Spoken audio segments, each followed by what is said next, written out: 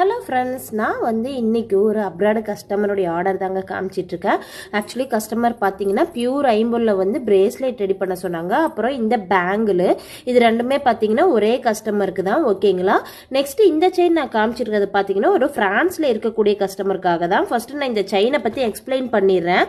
இது பார்த்தீங்கன்னா ஒரு 30 இன்ச்சஸ் இருக்கக்கூடிய செயின் தாங்க. லாங் செயின் தான். அதாவது முறுக்கு செயின்லேயே பின்னிட்டு கட்டிங் போட்டது. அதாவது ப்ரெஸ்ஸிங் செயின். நிறைய பேர் கோல்டு யூஸ் பண்ணுவீங்க இல்லையா, அதே சேம் பேட்டர்ல கஸ்டமைஸ் பண்ண சொன்னாங்க. ஆல்ரெடி இந்த செயின் நிறைய கஸ்டமருக்கு ரெடி பண்ணியிருக்கோம். இது ரொம்ப ஸ்பெஷலான செயின்.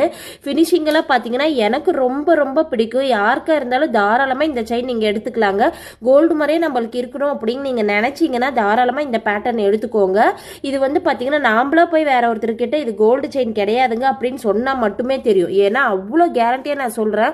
ஃபினிஷிங் லுக்ஸ் லைக் இந்த பேட்டர்னை பொறுத்த முடிக்கும் ரொம்ப அழகா இருக்குங்க. நீங்க டபிள்யூக்காகட்டும், எஸ்ஸுக்காகட்டும், ரவுண்டுக்காகட்டும் எந்த மாதிரி நீங்க கேட்குறீங்களோ அந்த மாதிரி கஸ்டமைஸ் பண்ணி கொடுப்போம். நெக்ஸ்ட் நான் இந்த பிரேஸ்லெட் காமிக்கிறேன் இல்லையா, இது பியூர் ஐம்பொன் பிரேஸ்லெட்டுங்க. பிரேஸ்லெட் இன்னும் நான் பாலிஷ் போடல. நீங்க எந்த சைசஸ்ல எந்த மாதிரி கஸ்டமைஸ் பண்ண சொன்னாலும் நாங்க கஸ்டமைஸ் பண்ணி கொடுப்போங்க.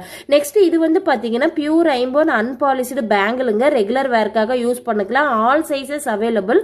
உங்களுக்கு இந்த கலெக்ஷன்ஸ் பிடிச்சிருந்தா ஸ்கிரீன்ஷாட் எடுத்து வாட்ஸ்அப்ல நீங்க மெசேஜ் பண்ணிட்டு டீடைல் கேட்டுக்கலாங்க. தேங்க்யூ.